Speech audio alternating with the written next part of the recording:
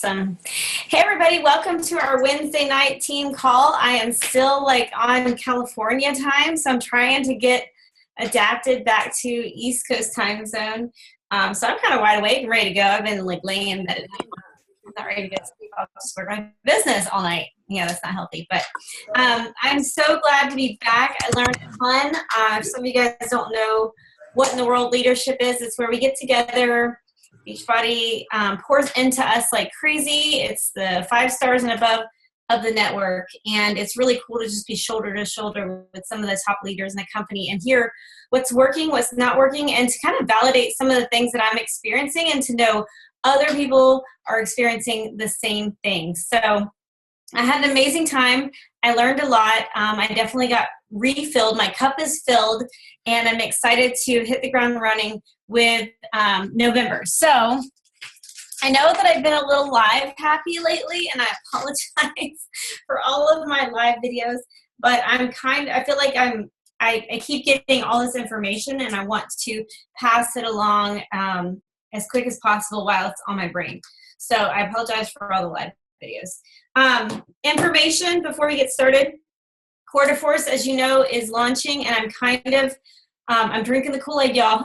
I'm drinking the Kool-Aid. I know it sounds dumb, but no, I'm serious. I feel like this is at that pivotal moment in our businesses and our fitness journeys that we really need to embrace this. And, I posted on my wall and I posted in our team, would you like to be a part of corporate test group? Right? And everybody was like, me, I do. I want to. That'll revolutionize my business. That'll revolutionize my fitness journey. Everybody was raising their hands. We can do that. We don't need corporate to facilitate a test group for us. Really, they this is going to sound, I don't mean this to sound bad. They don't do anything extraordinary except for send you a bunch of paperwork, make you sign a contract, and make you document your own stuff. We should be doing that anyways. Right? So yeah, exactly. They make you commit. And what I'm asking you guys to just commit, not necessarily to Beachbody, but to yourself, to your family, to your business. And so I'm looking for you guys to commit to Quarter Force. Did I want to do Quarter Force at first? Nope, not at all. Not an ounce of interest in doing Quarter Force. But you know what? I got there at leadership. I was doing the workout. The music was pumping. Joel and Jericho were on stage, and I was punching. I had every ounce of Epic Empire on my shoulders, every ounce of the season on my shoulders, and Kim knows because I vent to him. And I was punching and kicking, and I literally had tears just streaming down my face while I was working out because it was such a stress reliever to literally punch the air like I was beating the living mess out of somebody. It felt so good. And that's kind of the platform that I'm sticking with because it really is. It tugs on my heart. It's where I'm at in life right now, and I think it's where a lot of people are at right now. Think about the state of our country, the stinking black on white, police on this, not Obama. Oh no, Trump and Hillary, all this craziness is going on and everybody's flipping stressed out. We've got the holidays coming up. What better workout to do than punching the mess out of the air? It felt really good. I'm being serious. It felt really good to do this program. And so like my Country Heat test group and most of you guys said in a post, I'm starting to get preachy again because I'm serious about this. You guys wanted to do something like this, straight up contract. Do I need to mail a contract to your house and have you fill it out? We are going to do this from beginning to end. We are going to follow the portion control system. You guys want to revolutionize your fitness journey in your business? This is how it's done. This is what we do. So, Nicola says she'll send everybody a contract. And make you sign it and make you do it. It was one of the best experiences I've ever been a part of. And to be straight honest, I probably wouldn't have done Country Heat from beginning to end. I probably wouldn't have. To be completely honest, I probably wouldn't have. But I'm so glad I did because I can speak Country Heat to challengers with a complete full heart, not feeling like a complete fraud and saying, you should do this, it'll be great for you. No, I experienced it and I know it will be great for you. And I think that has been beneficial for my business. When everybody else was struggling during Country Heat, we were booming because we did it. So I want to embrace Quarter Force.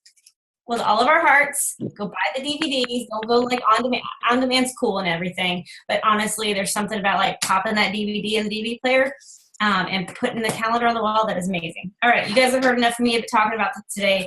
I'm like full force on that one. So our challenge group starts on the 14th. Okay, it gets released on the 31st. So if you're not in Success Club yet, then 31st, you want challenge pack orders to happen that day. If you're already in Success Club, cool. You can promote the 1st as your release date. But either way, we're starting on the 14th. Our order by date's the 7th, and our challenge group's going to kick off and get started on the 14th. We'll have a kickoff call and everything for our challengers. All right, and that's the news. Other news, Super Saturday is this Saturday. If you're in the DC region, you should be there. I'll be hosting with Nikki Goss, and it's going to be an amazing event. We have Josh Spencer, Andrea Crowder, and Tanya Barron will be our guest speakers for Super Saturday, so it's an amazing lineup. Andrea Crowder is a guru of social media. Josh Spencer is a wealth of wisdom and knowledge, and Tanya Barron is like the machine. We call her the machine. She's going to be leading a size workout on stage. BFFs to Shanti, like you should be there. If you're not in the DC market, there are Super Saturdays all over the country. I think I'm frozen because all of you guys are frozen, so just keep listening. But there are Super Saturdays all over the country. Go into the back office and find one closest to you. I recommend trying to find a bigger one because they tend to have really good speakers at the larger Super Saturdays in the major cities. All right. Real quick, Epic Empire numbers, which I know not all of you guys update these, but I'm going to read off of our document in Epic Empire real quick. On the board, Ray Peters, 4 points. Melanie Etheridge, 2 points. Tara Conway, 4 points. Sue Stollers, 2 points. Kathy Cho, 4 points. Liam Brown, 2 points. And in Success Club, we have Shirley Mitchell at 5 points. Randy Babb at 6 points. Angel Dial at 8 points. Audra at 4 coaches and 7 points. Good job, Audra. And then in Success Club 10, we have Kelsey King at 10 points and myself at 13 points. So the month is not over, okay? So don't be like, I don't have Success Club yet. It's not over. We keep going until the very end, and we find challengers to fill our groups so that we can help change lives. So, all right. On to enough of me, because y'all guys hear enough of my mouth, and you're probably tired of it. I want to move on to our guest speaker, Kim Carver. Okay, so his official title, let me read you his official title. Hold on a second. He is the Senior Director of Field Development and Hispanic Sales at Beachbody. Okay. That's his official title. I met Kim Carver when I was an up-and-coming leader with Beachbody. I think I was a 5-star at the time, or maybe I was pushing for 5-star. And he was doing one-on-ones with our leaders. And I sat down on the couch and I was like, I don't know this guy. I'm just going to lay on the table with what's going on in my business. And I think I was in a full push for Elite. And I basically laid out what was going on. And he was like, that's awesome. And our relationship has continued to develop. He actually reminds me a lot of Josh, which is funny because his humor and his wit and his wisdom reminds me of my husband. So I have the utmost respect for this person. He is my, this is going to sound, Kim's going to be like, really? Like you're totally setting me up for failure. No, he's like my backbone when it comes to Beachbody. When I'm flipping out, the first person that I want to reach out to is Kim. Like he's the one that's like, all right, Jatana, let's handle this. And he starts piecing things together for my brain. And he truly, truly has a heart for helping coaches. We call him the coach whisperer on the wall. You like the dog whisperer? We call him the coach whisperer on the wall. It's like a running joke amongst the top leaders, not just me, not just like 5-star, 10-star, but I'm talking about 15-star Melanie Mitro top coaches call him the coach whisperer. So if you're not like here listening and you're looking at social media, you need to stop all that, put your phones down, okay, and take some time to invest in yourself and in your business. I am totally frozen because you guys are all frozen. I hate that. But I wanted to give Kim the floor to talk to you guys and inspire you guys. And he's going to like say that he's not all that, but he really is all that in the coaching network. So Kim, you have got the floor. Okay. So, wow. That that was quite the introduction, Jitana. Thanks for setting those lower expectations so we could all go away happy with this. No, I'm thank you, Jitana, and obviously, I think you guys can tell that she and I have a good relationship. We've known each other. I mean, I met her when I very first started with Beachbody a little over 2 years ago now. And so this is, interesting thing. I was just sitting here listening to her talk. And, it is, when I started with Beachbody was in September, a couple of years back. So this is now my third September. And September, October, sorry. It's same it's my third fall, I guess you should say. And every fall, I remember when I first started, like I got here and I started working with coaches and I was like, why is everyone so stressed out? Like everyone's losing their crap right now. Like what is going on?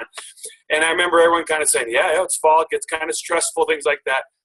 And so I was working. I think that's when the first time when I mentioned that, the first time was that. And then everything was okay. And then we went through another fall and I was like, it's happening again. Like everyone's losing their mind. And we get to now this fall.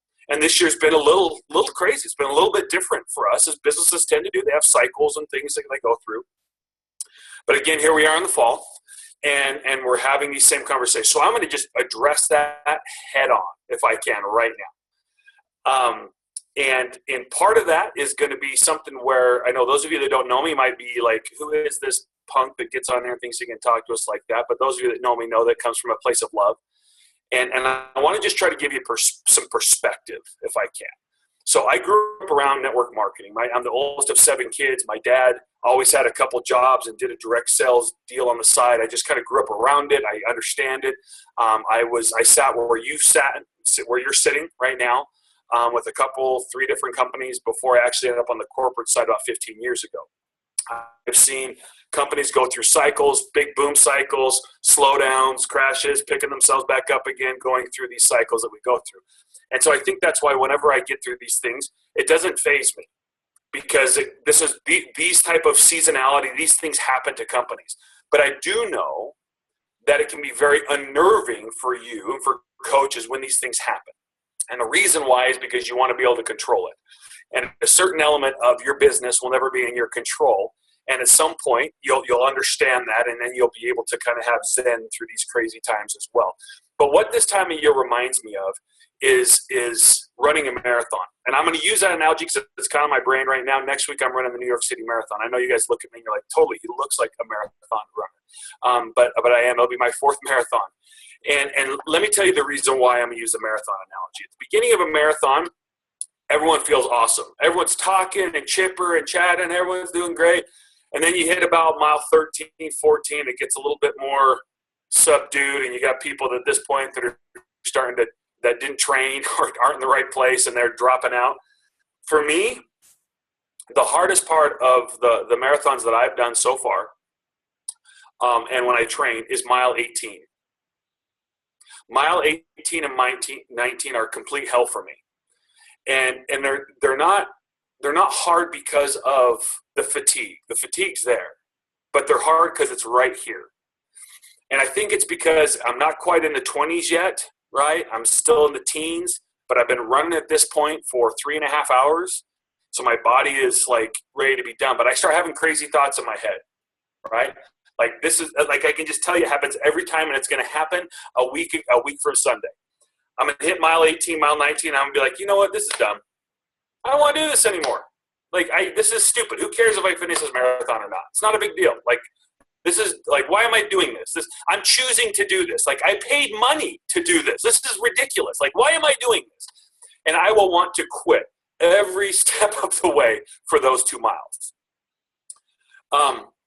And it's an interesting thing about human nature. Sometimes we struggle when we're doing things for the first time or when we're kind of immature in our learning. We struggle to finish.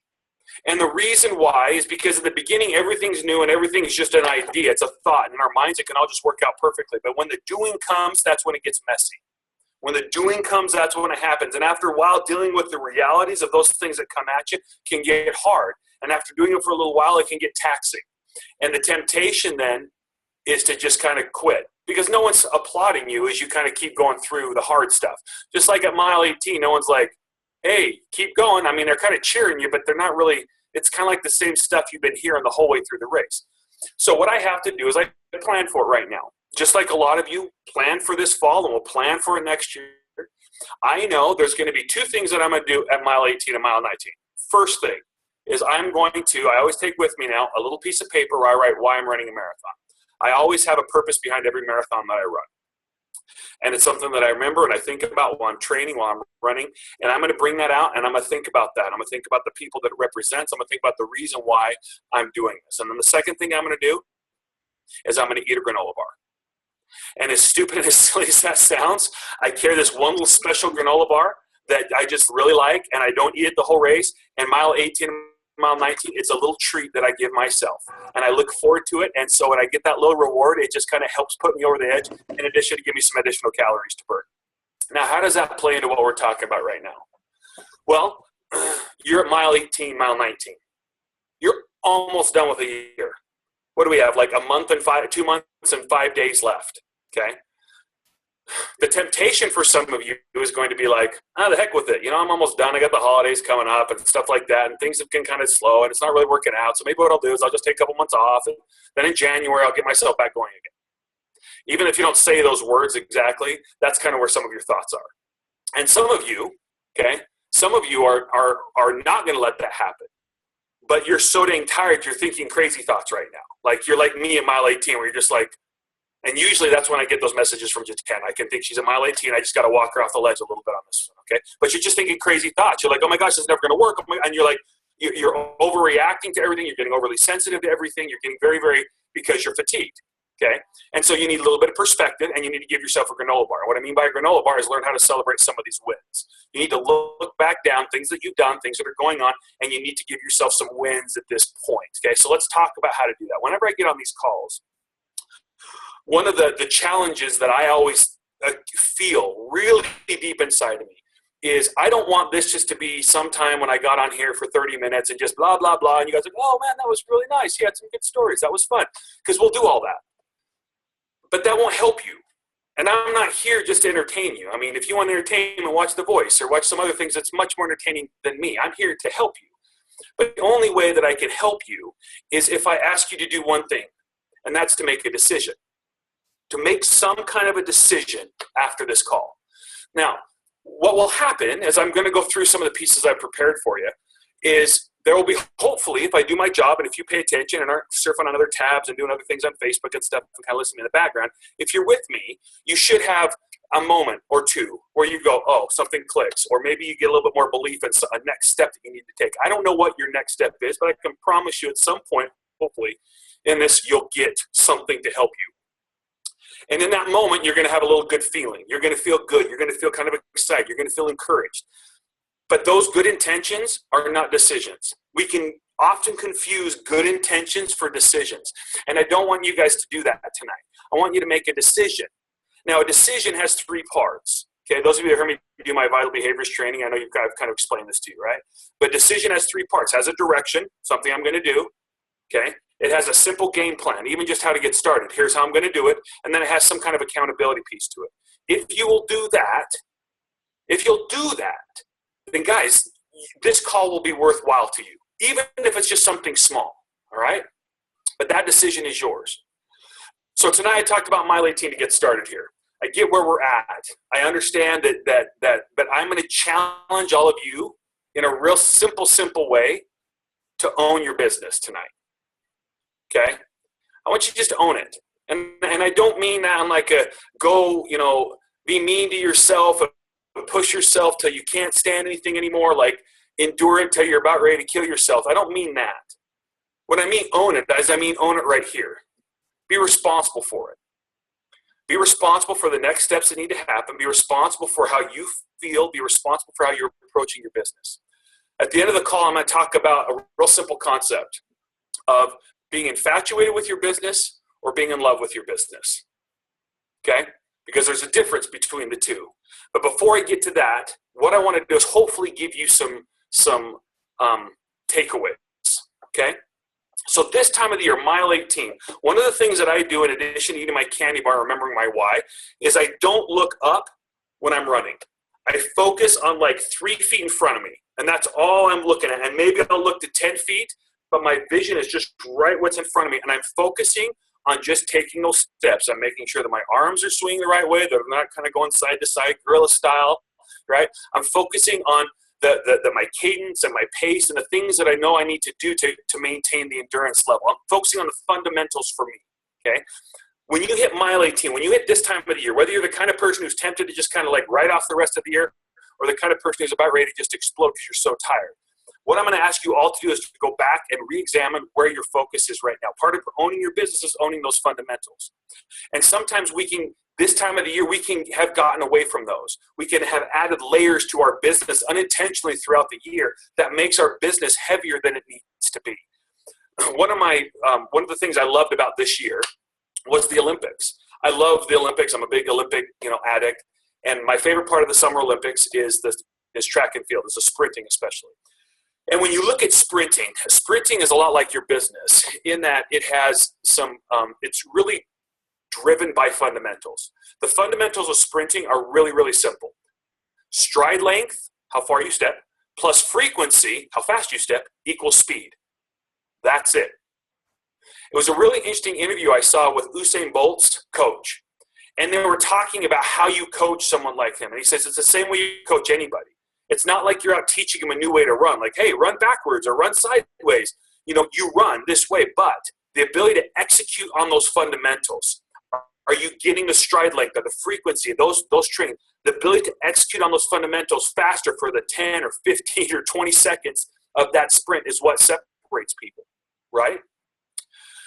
And so it's that fundamentals. Now, the fundamentals of our business, so guys, our business it's not easy, okay? It's not easy, but it's not complicated, okay? It's not easy, but it's not complicated. So here are 5 questions that I just want you to consider as we talk about the fundamentals. The first one, why do you coach? Have you asked yourself that question in a while? You know that consistency, especially at mile 18 this time of year, is going to require some extra effort. And the only way you'll be persistent with something is if it has purpose to you. So why do you coach? Okay? Have the courage to ask yourself that question again. Get in touch refresh that if you need to. The second question. This is from your challengers. Do you care about me? Now, the reason why I ask that question, again, sometimes this time of the year when it gets to be so, again, your business unintentionally with the goals that are coming due at the end of the year and it's this and it's that, your business can become too much about you. And your business isn't about you. You need to, in some way, and I'll explain this in just a minute a little bit better, but you have to take you out of your business in some way. And what I mean by that, let me explain that, is part of owning your business is owning your numbers, owning where you're at, owning your choices, owning those things, but also owning a reality. That person that you're talking to could give a crap about your points. Okay, they're coming to you because of a need. And just like you, whenever you make a purchasing decision, you're most happy in that decision when you feel like the person listened to you and tried to really help you. Okay? So, second question, do you care about me? Third question, and this is again from the point of your challenge, your point of view of your challengers, or even your coaches. What do you see in me? And this is about fostering belief, especially in our challenge groups. Do we pour enough into that to help foster that belief? One of the things about this coaching platform that I hope you'll appreciate is most people that come to you into your challenge groups, and especially if they come direct to coaching, they're not going to come to you with a real high confidence level that their choices impact their outcomes. That their choices that they make are really what helps shape their reality. And so what you're doing when you say, what do you see in me? You're creating belief. And you're returning back to them the belief that their choices have the power to shape their life. And I say returning back because they had it one time. Everyone's had it one time, whether they're little kids or a few years ago, or maybe they're good and they have it right now. But the ones that have lost it at one time, they had it. And when you remind them of what that is, when you remind them of what it is to own those choices, that they can shape that, it'll change their life. And they'll bless you for it forever. Fourth question. Can you help me see it now? So what do you see in me? Can you help me see it? Okay, you can see it in me, but how can you help me see it? Okay, am I a number to you? Does it matter to you? Does it take the time for you to help me walk me through that? Not chase them, not handhold them, not spoon feed them, not any of that stuff. But are you going to help me get the environment where I can see it myself and I can build that confidence? And the fifth question, can you show me how to do it? Really, at the core of what we do, it's those 5 questions. Can you show me how to help other people? Okay. Now, encapsulated in those 5 questions are really the fundamentals we call the 4 vital behaviors. Okay, and I'm going to touch on each one of these. No, don't worry, I'm not going to go into vital behaviors training here, but I'm going to touch on each one of these because, again, my goal right now is to help focus your mind on some of these next steps, some of these aha moments, okay? And so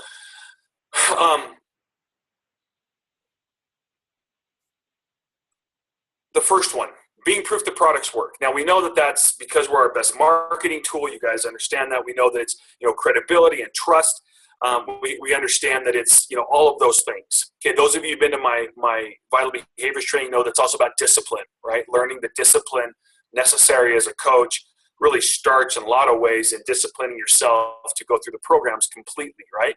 But also one of the pieces I want to talk about being proof is, especially this time of the year, is that you want to start occupying mental real estate in people's mind. Being proof the product works allows you to start occupying some of that mental real estate in their mind. And what I mean by that is this. All the work you're doing right now, yeah, it's going to help people that are looking to make changes right now. But this is the biggest impact that we'll have will be in Q1 of next year. Because now for the last 60, 90 days or during the summer, this whole year, when the end of December, beginning of January comes and they're ready to make a change, you're already occupying that mental real estate in their minds of health and fitness and wellness. You've already built that credibility, okay, in their minds, all right? And so you want to occupy that real estate. Now, the to-do action out of this is exactly what Jitana just said. We're just launching quarter fours, guys. All of you guys, do the full program. Don't just do the workouts, do the meal plans, stick to the whole thing. Be your best challenger. Get some amazing results from the program and talk about it, what you're doing. And again, one of the byproducts of that discipline, you guys, when we're disciplined, we also are really good at pushing away things that are kind of superfluous or unnecessary for our business as well, because it helps align our priorities, which will help you this time of year. So that's the action item for that. The second one now is inviting. Now, whenever I talk about this, in our trainings and stuff, it always gets people a little bit freaked out because this is where the risk is. This is where the risk of being misunderstood. This is where all that stuff happens that makes people nervous. So what I want to do is I want to just, again, push on this just a little bit, okay? I think in my experience, most coaches are too concerned with technique when it comes to inviting and not concerned enough with connecting. If we're starting conversations with people and if we're looking to be curious and to connect with them, to ask them questions, we'll know. We'll see insights into the best way to reach them. Okay, so my question is, and I love the fact that you guys start recognizing who's a success with the points and all those lives that you're changing, right? But let's make sure we keep the lives element first and let the points come as a result of that, like you guys are talking about earlier, which I think is great. Okay, so when it comes to inviting, there's a couple pieces that I usually talk about around this, but honestly on this one, I want to just take one simple approach to this time of year. And I want to encourage you to take yourself out of the inviting process. Don't be talking to people thinking, oh my gosh, I need these guys to get this for Success Club, or I need them to do this for this. Because in that moment, your business isn't about that point. In that moment, your business is about them, and they need to feel that. And taking yourself out of the inviting process also means taking responsibility for other people's choices out of that process. When we talk about inviting, it's really, really simple, guys. We're just asking for people to make a decision to get started. That's all that is. We're asking people to make a decision to get started. And if we've connected and if we've talked about it, even if it, whether over the course of weeks or months or hours or minutes, if we've done that, that should be kind of a natural thing that you do. Now, as a coach, coaching really starts when you make that initial, you make that invitation to get started. Chances are they're going to come to you and they're not good at starting. Or they would have started already, or they would have done something about it. So you might need to push a little bit. You might need to follow up with them and encourage them and express confidence. But always put them first is what I'm saying in the inviting process. Okay. 3 is recognition. And honestly, all I'm going to say on recognition is just make sure that you're watering what you want to grow with your business. Okay? The things that matter most, the things that want to grow, make sure you're using that to recognize them. That's it. Recognition is a competitive advantage that you have as a coach. And using that to help drive behavior and reward behavior is very smart, but you have to be purposeful with it. So ask yourself, what are the things that are most important in my business? What's the kind of culture that I want to create? And make sure you're prioritizing recognition of those things. And the last one now is personal development. I think you all understand that you have to grow if you want to grow your business. And that's one of the best things about this platform is by taking on this entrepreneur role now, you've put yourself in a position to become a better you. But this is kind of how the way I want to end, at least this, and then I could take some questions.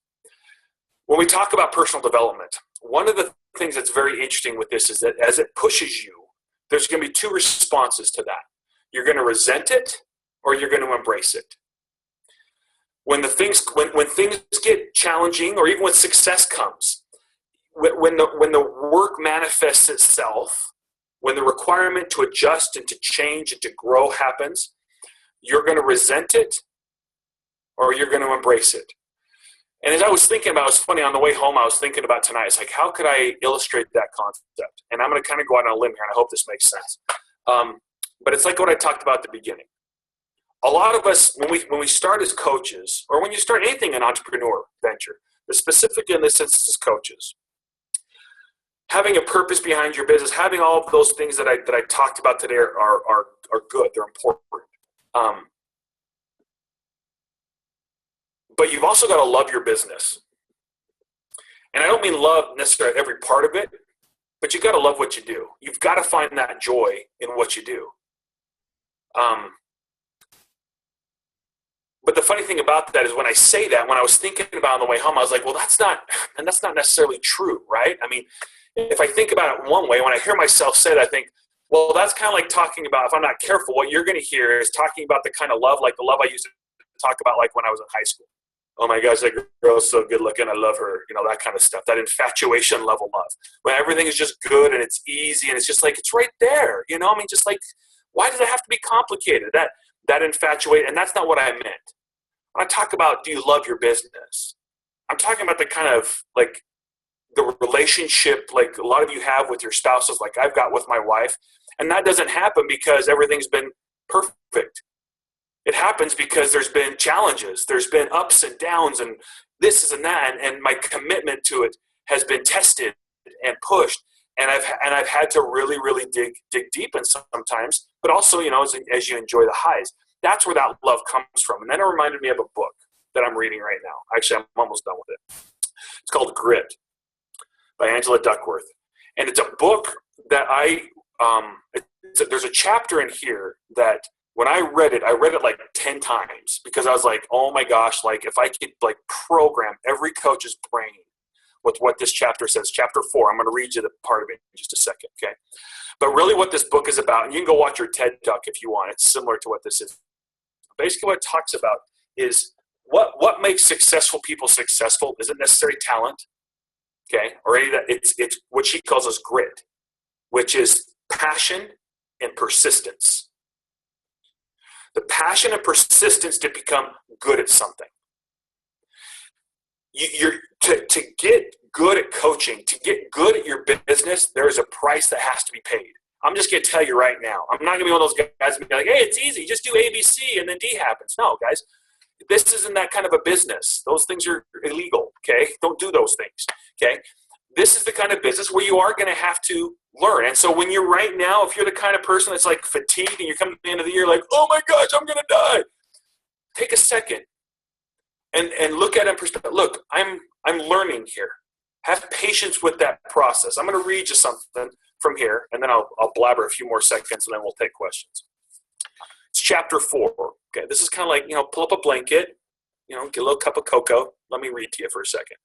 Okay, and it starts like this. This is the author talking. She goes, I recently gave a lecture on grit to undergraduates at the Wharton School of Business. Even before I cleared my notes from the podium, an aspiring entrepreneur rushed to introduce himself. He was charming, full of energy and enthusiasm that makes teaching young people so rewarding. Breathlessly, he told me a story meant to illustrate his own prodigious grit. Earlier that year, he'd raised thousands of dollars for his startup, going to heroic heights to do so and pulling several all-nighters in the process. I was impressed and said so, but I hastened to add that grit is more about stamina than intensity. So if you're working on that project with the same energy in a year or two, I said, email me. I can say more about your grit then. He was puzzled. Well, I might not be working on the same thing in a few years. Okay, good point. Lots of ventures that seem promising at the start can maybe not finish how you want. Lots of optimistic business plans that tend to be thrown in the dustbin and have to be recreated. Okay, so maybe this particular startup won't be what you're working on, I said. But if you're not working in the same industry, if you're onto something totally unrelated, some totally unrelated pursuit, selling fingernail clippings, press-on nails, doing makeup stuff, whatever, insert other thing here, then I'm not sure your story illustrates grit. You mean I have to stay in one company, he said? Well, not necessarily, but skipping around from one kind of pursuit to another, from one skill set to an entirely different one, that's not what gritty people do. But what if I move around a lot and while I'm doing that, I'm working incredibly hard, he said. Well, grit isn't just working incredibly hard. That's only part of it. Pause. Why? Well, for one thing, there are no shortcuts to excellence. Developing real expertise, figuring out really hard problems, it all takes time and longer than most people imagine. And then you've got to apply those skills and produce goods and services that are valuable to people. Rome wasn't built in a day. He was listening to me, so I continued. And here's the really important thing. Grit is about working on something you care about so much that you're willing to stay loyal to it. It's doing what you love. I get that. Right, it is doing what you love. But it's not just falling in love. It's staying in love. And that thought on the way home is what connected that dot for me. Being successful as a coach, wanting to be good at helping people and doing everything with the business platform that you've been given with Beachbody, all that is there, but it does require you to stay in love. And that doesn't mean it's going to be easy. In fact, as she said, so that's not what gritty people do. They stick through it. They build that depth of understanding, that passion for their business. So here's the thing I'm going to ask you to do. In the next 2 months and 5 days, I'm going to ask you to make a decision to finish strong. I'm not going to tell you what that looks like. I want you to decide what that looks like. And I don't want you to do it because I told you to or because Jatana's going to guilt trip you into doing it. I don't want you to do it because of anything else other than the fact that you are a business owner. And your choices are what shape your outcomes in your business. And it is 110% in your control to make those choices. And maybe you need to remember that. Because that's what we teach challengers, because that's what we teach coaches. And the ability to set a goal and then align our actions to control those decisions to be able to reach that goal is one of the most empowering things that we can do and remind ourselves that we can do. And one of the best things that we can teach our challengers. So what does that look like for you? That's the question I've got. That's the challenge I'm going to leave you guys tonight, all right? Okay, Jatana. Now I can answer any questions, or we can just sit here in silence and awkwardly look at each other. I was trying to sniper whoever was making the noise. Sorry. Oh, you're good. No, you're good. We got her. Oh my gosh. Okay. By the way, don't tell my wife I did this in our bedroom because it's always messy in here. And she's like, "Don't go in there." And so I'm leaning really close to the camera so you guys can't see our messy bedroom. Oh, you're so silly. We're all like parents. We get it. No, I took a ton of, and I love the hammock in the background. That's pretty awesome. Yeah, honestly, this it was on our deck, and then I brought it in the winter, and then it just stayed in here because who doesn't want a hammock in their bedroom? Don't get any ideas. I actually just like laying in it. Okay. Anyway. TMI. I took notes. That was amazing. I love the occupy mental real estate. Like I continue to preach that even as a new coach, when you're like confused because you just came into this business. You're like, well, why doesn't everybody want to do it? But you came in later in the game, later in the year when people aren't thinking about health and fitness. Yep. And that was just like a perfect title, Occupy Mental Real Estate. That means being proof the product works continually on your social media, so that when it's time for people to make that decision, which it tends to be January 1st, then you are occupying their mental space in terms of health and fitness, right? Well, if you don't put up your billboard, someone else is putting up theirs. So. Yep. And don't let it be it works or something crazy that doesn't work. Yeah, no kidding. Sorry. All right, questions. What do you guys have? Okay, Nicole. I know Nicole's I got a question. Go ahead, Nicole. Unmute your line. So first off, Kim, I want to say that your vital behavior training was awesome, and I found it absolutely amazing. Good. I liked your story about your letter jacket and your father. Like that. When I think of you, I think of that story. So I think it's kind of awesome. Good. There are worse things to be associated with my name. My question is, I clearly and obviously understand and know the products work. And because the reason is I am proof the products work. I've lost a total of 56 pounds. Congratulations. Awesome. And thank you. That's with programs and Shakeology. But my problem is having the confidence to really get out there and be, excited and get across that it works. I can't seem to figure out why. So Nicole, what are you afraid of? I don't know. Maybe I think. Well, and I'm going to tread really lightly here because we're on a public Zoom call here. Okay, so my purpose is not to touch too deeply, but I'm happy to talk to you offline if we need to. Okay. So typically when I have these situations, which is fine, okay, you're kind of in this process, a little bit of self-discovery, okay? And chances are there are some latent fears probably coming from how when you've put yourself out there before you've been burned, or maybe how you've kind of been talked to, or how you talk to yourself a little bit, that makes you feel like everything is on the line with every word that comes out of your mouth. And that's not fair.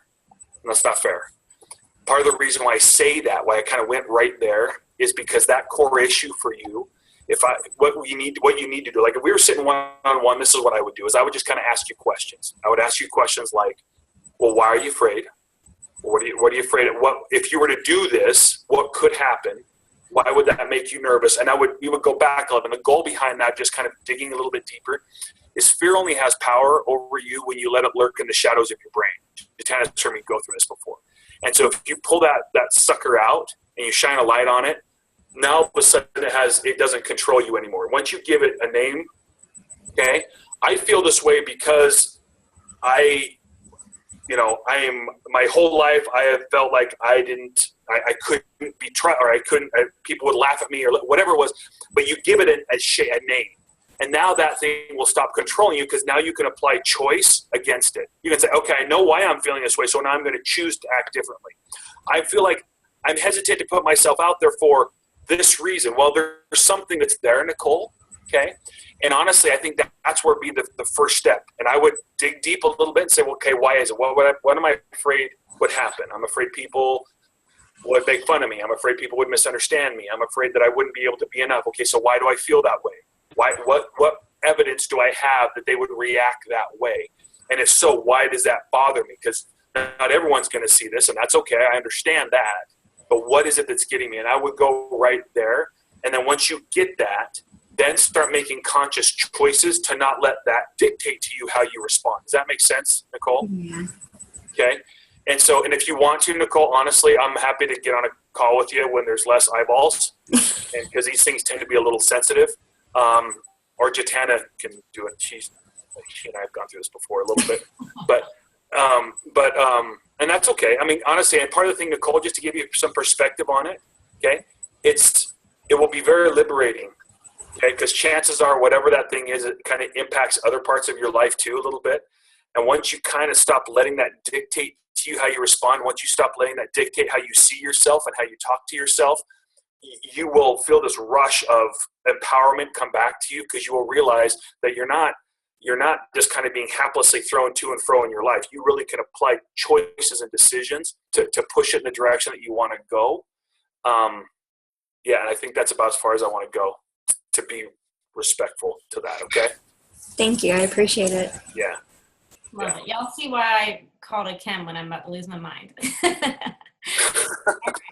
What else? I have a question. All right, Nicola and then Melinda. I saw a hand raised. Go ahead, Nicola. Okay, so as a new coach that's just like signed up and starting out, like what personal development book would you recommend for them to do? Depends on the person, honestly. So you're a brand new coach. Is this for you or a friend? Or someone? For me, I'm getting ready to sign up. Okay, so you just barely started. Okay. But Awesome. I know the Congratulations. business, That's so. fantastic. Let me ask you just a couple quick questions then. Uh-huh. Would you, oh my gosh, how would I say this? Oh, Kim, let me lay the foundation. She's my assistant, so she knows my whole back office. She knows Okay. how I talk, how I invite. She's working on it. Okay. Good. So in your life, if you had other people, would other people describe you as an introvert or an extrovert? Like outgoing or kind of quiet? I'm an introvert. Okay. Would people describe you as confident or not as confident? I mean, I'm confident in, Would it depend on the person? yeah, I guess. Okay, that's fair. Would they, and I always say they because it's easier than saying how would you describe yourself. So that's in essence what I'm doing. How would they describe your, I don't know, say your person, your interpersonal skills? That's the word I'm looking for. Are you approachable? Do you feel like you're kind of warm? I connect with people, or you kind of keep distance between you and other people? I mean, I think I'm approachable. Okay, good. But Okay. I've heard that I'm not. Like, I guess So, okay. a little bit. Have you ever been told that you that maybe you're too much tough love, or you kind of you're too X's and O's and not enough hugs? Yeah, I'm too like just straightforward. Okay. Everything's black and white. There's no gray. Perfect. So she's a red. Okay, good. So what I would probably start off with if I were you is one of the things that you'll like personal development wise, if you do kind of the standard like compound effect or other things that are kind of the principle based stuff, that will kind of feed into your mind because it will give you kind of a real roadmap of like, okay, here's the things I need to do, that type stuff. So a compound effect, slight edge, those things from a business standpoint, I think are probably good ones to start with. I would probably stay away from like the GoPros and stuff initially, like the network marketing professional books, because you don't want to kind of poison your mind with bad information, and your mind will look for instructions. But I would also then go pretty quick into some kind of a color code or something else, because one of the things that will really be helpful to you as you start to connect with other people is kind of understand other people's kind of motivations, how they think. A lot of people sometimes they kind of approach it from I like to just kind of get to the point, that kind of approach, which is a great attribute, by the way. It's a great characteristic. Where they struggle is when other people don't think that way. Yeah. I understand that. And so understanding kind of what makes other people tick a little bit Okay. will alleviate a lot of stress that you feel. And so color code or personality plus, or honestly, I don't really care whichever one Jatana and the team use, whatever, so y'all talk in the same language. But I would make sure that I kind of understand that, not just read it and know the words, but kind of think of like specific examples to save you a lot of frustration. Okay. All right. Thank you. Yep. All right, Melinda.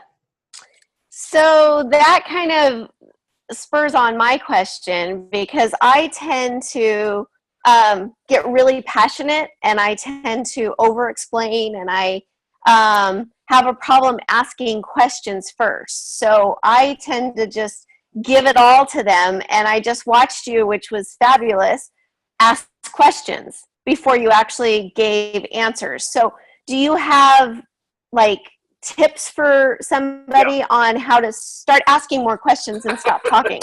Well, let me ask you a question, since I'm asking questions. Yeah. Why do you just try to give all that information all at once? What's the reason behind that? What's your motivation for doing that? To get them as excited as I am. So it's like, I'm super excited and I want to tell them all the ways it's helped me and all the ways that I think it can help them. And I tend to not ask as many questions, or I have trouble asking the question and waiting for an answer. And then I want to just give them the info. No, that's good. That's good. I mean, so usually when I have people that give too much information, it's either what you just said, which is good, or it's I'm afraid what they're going to say, so I just try to get it all out right now, like try to like convince them that they need to make this choice.